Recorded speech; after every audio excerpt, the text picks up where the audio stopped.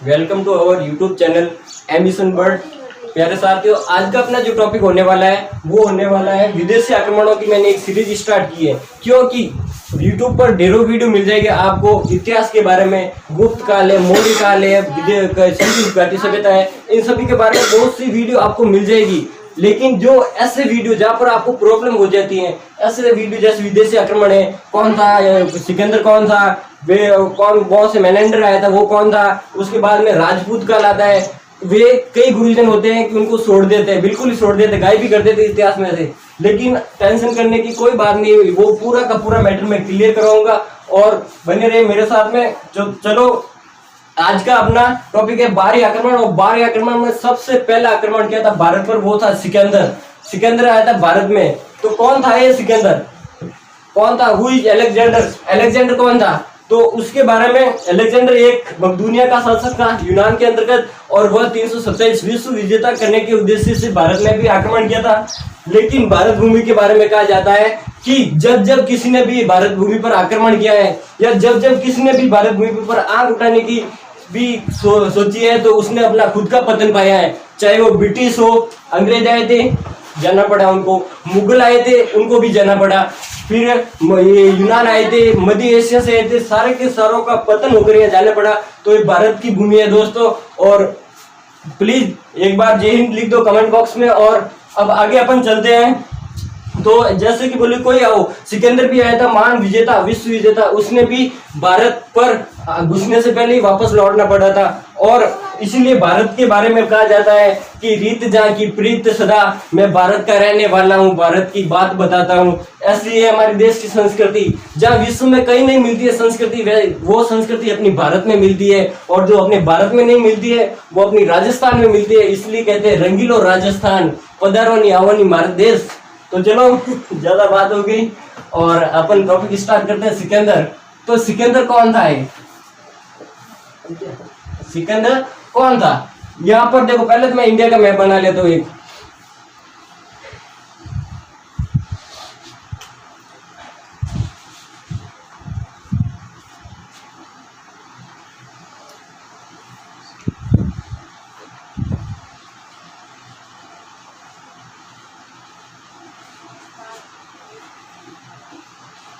चलो, ये आज का वर्तमान इंडिया, और यहाँ पर ये कुत्ते की आकृति का है पाकिस्तान, और ये अपना हो गया अफगानिस्तान, जो पहले इंडिया का ही भाग था। तो ये इंडिया का भाग था। और यहाँ पर मध्य एशिया के अंतर्गत यूनान में एक छोटी सी रियासत थी, उसका नाम था मकदूनिया। और मकदूनिया का एक शासक था जिसका नाम था फिलिप द्वितीय, राजा फिलिप द्वितीय। फिलिप द्वितीय की एक संतान हुई सन 356 ईसा पूर्व के अंतर्गत। कब? 356 ईसा पूर्व, बीसी, बिफोर क्रिस्ट। 356 ईसा पूर्व में एक संतान हुई जिसका नाम था सिकंदर। सिकंदर का जन्म कब हुआ? 356 ईसा पूर्व में। और उसकी माता का नाम था ओलंपियस। सिकंदर ने 3 शादियां की थी, 3 बेग में थी उनकी। एक का नाम था बैक्ट्रिया, रुक्साना और रेट्रोटेरा। 3 बेग में थी उनकी। और वह 337 ईसा पूर्व में, कब? 337 ईसा पूर्व में उसने सत्ता संभाली थी। इसकी पिता की मृत्यु हो जाती है और 337 में वह सत्ता संभालता है। और वह विश्व विजेता होने के चक्कर में पूरा दुनिया को जीतने का उनका एक उद्देश्य था। और धीरे धीरे 1 साल के अंदर पूरे यूनान को अपने कब्जे में ले लिया था। और वह पूरे दुनिया को, जहां पर यूनानी लोग जानते थे, उसको जीतने के लिए वह निकल पड़ा। यहाँ से वो ईरान, इराक, मिस्र, सारे की सारी जगह को जीता हुआ वो आ गए यहाँ पर सिस्तान, जो वर्तमान में ईरान का क्षेत्र है, उनको जीता। और वहां से जीता इसने, सॉरी ये सिस्तान यहाँ पर ईरान का क्षेत्र है। और उसके बाद में इसने जीता यहाँ अफगानिस्तान, अफगानिस्तान को भी जीत लिया। और अफगानिस्तान को जीतता हुआ वो आज भारत की ओर चल पड़ा था 327 ईसा पूर्व में।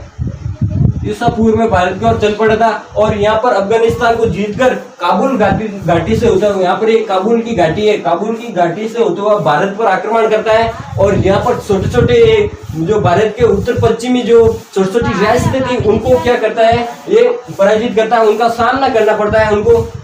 यहाँ पर एक पास और हवाली, पास और हवाली 2 ऐसे मतलब छोटे राज्य थे उत्तर पश्चिमी, जिससे उनको सामना करना पड़ा। उसके बाद में वे हिंदू कुश की पहाड़ियों से होते हुआ भारत में प्रवेश करता है। और जैसे ही वह हिंदू कुश की यहाँ पर पहाड़ियां भारत में प्रवेश करता है तो यहाँ पर जो राज्य होता है उसका शासक होता है शशिगुप्त।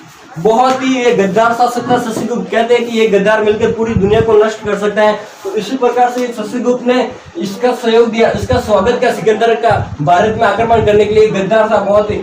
उसके बाद में ये यहाँ पर आ गया, उनको यहाँ मिल गया। और यहाँ से एक तक्षशिला है, प्राचीन काल का सबसे महान विश्वविद्यालय तक्षशिला।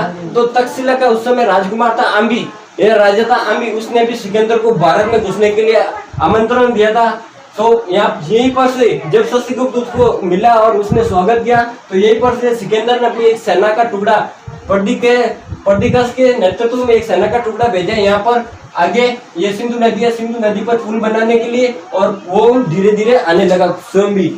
वो पर्डिकस गया, सिंधु नदी पर बना दिया। और उसमें यहाँ से यहाँ तक आते हुए यहाँ पर छोटे छोटे राज्य थे, उत्तर पश्चिमी भारत के छोटे छोटे राज्य थे। सबसे पहले यूनानी लेखक बताते हैं कि यहाँ पर अकस्मक जाति रहती थी। कौन सी जाति? अस्मक जाति रहती थी। और अस्मक जाति ने यहाँ पर क्या किया था, उससे मुठभेड़ हो गई थी सिकंदर की और बड़ा संघर्ष हुआ था। और बहुत ही बड़े संघर्ष के बाद में सिकंदर विजय हुआ।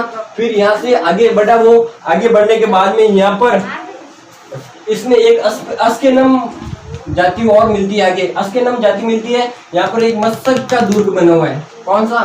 मस्तक का दुर्ग। और मस्तक के दुर्ग का यहाँ पर शासक था उस समय अष्टक या हस्ती, 2 नाम थे उनके, अष्टक या हस्ती। लेकिन ये मस्तक का दुर्ग था दोस्तों, बहुत ही प्राकृतिक दृष्टि से बहुत ही शानदार दुर्ग था। इनके चारों ओर खाई खोदी हुई थी जिससे कोई भी आक्रमण आसानी से नहीं कर सकता है।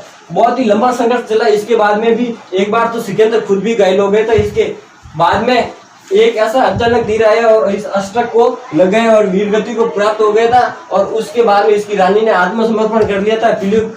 फिलियोकिस नाम की इसकी रानी थी, उसने आत्मसमर्पण कर दिया। और वह फिर आगे चलकर यहाँ पर आ गया, सिंधु नदी के तट पर अपनी जो आगे भेजी गई सेना थी उनके पास में आ गया। और वहां से मिलकर इसने भारत की ओर प्रवेश किया था। भारत में उसने लगभग 326 ईसा पूर्व में प्रवेश किया था, ईसा पूर्व में। और यहाँ पर सिंध प्रांत का एक शासक था राजा पौरस। उसकी बहुत ही मजेदार कहानी है, वो मैं अगले वीडियो में बहुत जल्दी लाने वाला हूँ। और जो भी सिकंदर के बारे में और बचा है बहुत जल्दी आपको बताऊंगा, क्योंकि अब वीडियो बहुत ज्यादा लंबा हो जाएगा। तो दोस्तों एक बार शेयर, लाइक और कमेंट करके वीडियो को सब्सक्राइब करना ना भूलना। और अगर वीडियो आपको ना पसंद भी आए तो भी ना पसंद डिसलाइक मारिए और उसका कारण बताइए कमेंट बॉक्स में कि क्या कमी थी या किस वजह से आपने डिसलाइक मारा है। तो चलो दोस्तों, धन्यवाद।